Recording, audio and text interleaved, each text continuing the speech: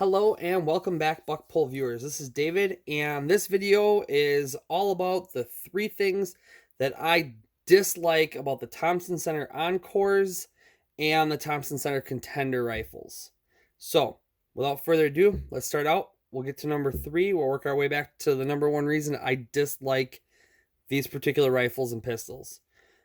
First and foremost, the springs that are in them and the hinge. The hinge mechanism I like for a break action, but the actual hinge springs are not the greatest, and the lockup springs aren't the greatest. Also, when you're working with these, for as precision of a gun as you're trying to typically build, the trigger spring is very heavy, as are most factory guns that they don't want to lose their insurance coverage, basically. So they have to make them hard. They're not the greatest. So not a big fan of that.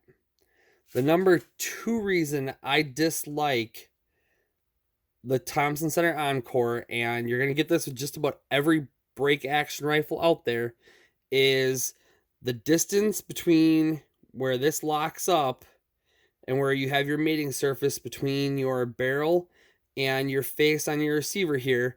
And this hinge point, if you start shooting heavier cartridges, even these Encore receivers that have this extra reinforcement in here, you're gonna get stretch of some sort. This is reinforced, but I mean, when you look at this, it's only so thick. If I had to take a guess without having a caliper or something on me, I would say this is about 1/8 of an inch thick. Now, when you're shooting like your 308s, you're shooting 243s, 30-06, 270, something like that, you're probably not going to ever notice any real difference because you're not building the case pressure that you are with some of the other cartridges.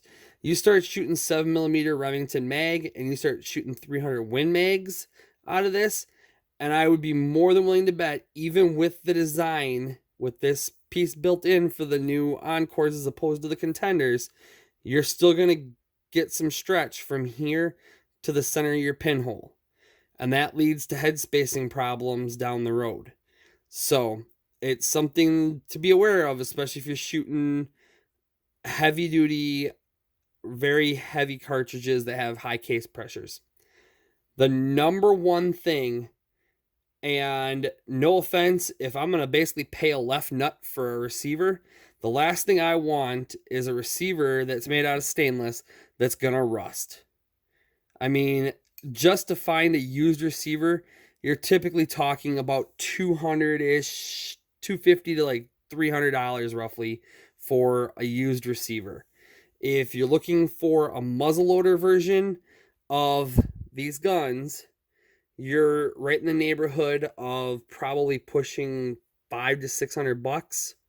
And if you're looking for something new, you can be up to the neighborhood of $1,000. Not muzzleloader when you're looking for just pure rifle, and you can be pushing $1,000. I'm sorry, but when you're paying that kind of money for a firearm that's made out of stainless, there's no excuse, Smith & Wesson, for that quality. And I say Smith & Wesson because when Smith & Wesson took it over, that's when the quality of these dropped drastically. I used to have a Contender. It was a great gun. I got back into the Encores just because I love my Contender, but that shouldn't be happening. There is carbon in stainless, but you're using a fairly low quality of stainless when you start having stuff like this happen. The sidewalls in this receiver, I don't know how well you guys can possibly see that.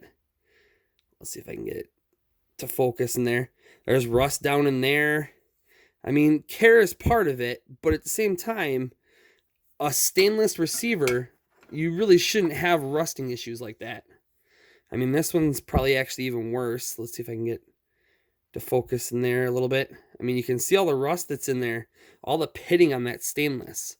So, I mean, that's a low grade of stainless that they're using, and it definitely shows. And that's probably the number one thing I can see a lot of people complaining about on the Thompson Center Encores and Contenders, is that it shouldn't happen, especially if you're dropping that kind of money on a gun. So there you guys go. Hopefully you found this informative. Hopefully it helps you enjoy the time with your family and friends in the outdoors, and good luck hunting, guys.